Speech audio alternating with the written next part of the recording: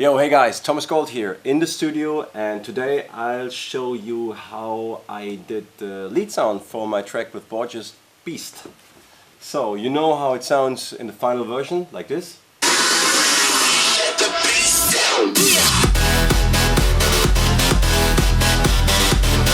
Nice, fat and warm, and this is how it sounded before all the processing. Yeah, it's a little bit different, it's a little bit weak, and yeah, actually it's 3 bass sounds layered. One of them is this one.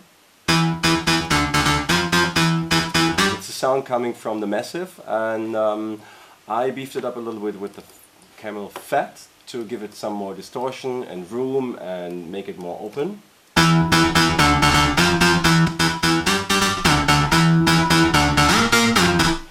Then I have an EQ going on, which is actually cutting the low end and the high end, boosting a little bit in the mid to make the sound more focused on the mid frequencies.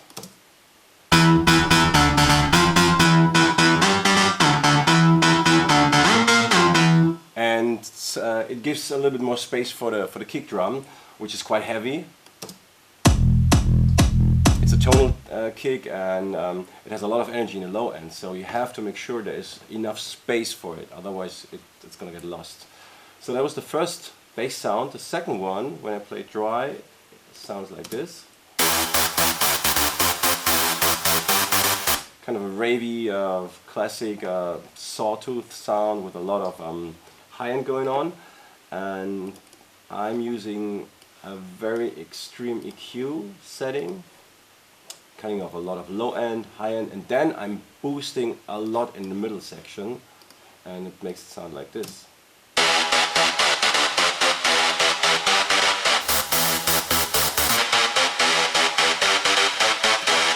Yeah, before that I did some saturation, which changes the sound a lot.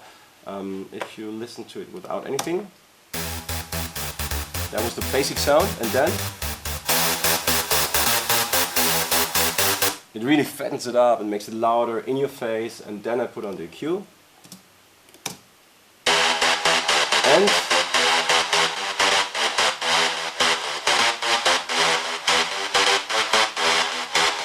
I'm using the LFO tool to actually simulate a sidechain pumping effect without a sidechain. Gives more space for the kick again. So then we have the third sound, which is a Nexus sound.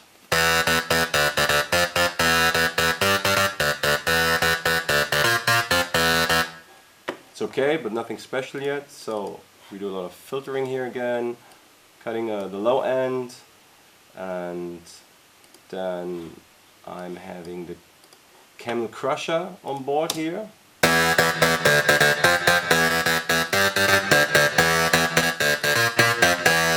Which helps a lot to bring out all the reverb tail and makes the room of the sound much bigger and gives it more space, so it really makes it more in your face. And again, I'm using the LFO tool for the pump effect, and it makes it sound like this.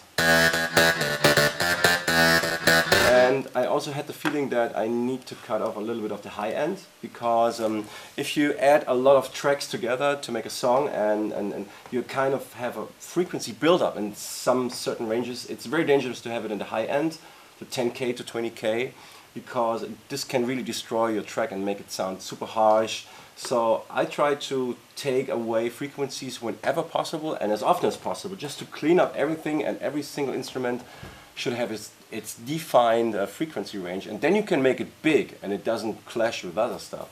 So when you play together all these 3 bass sounds, let me just clean the window up a little bit, 50 plugins, they sound like this.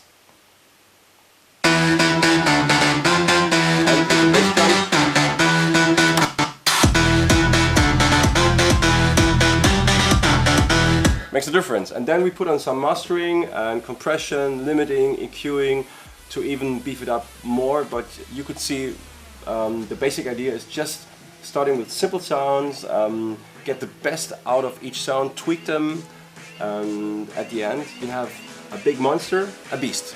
Thank you, see you very soon. Let the beast down.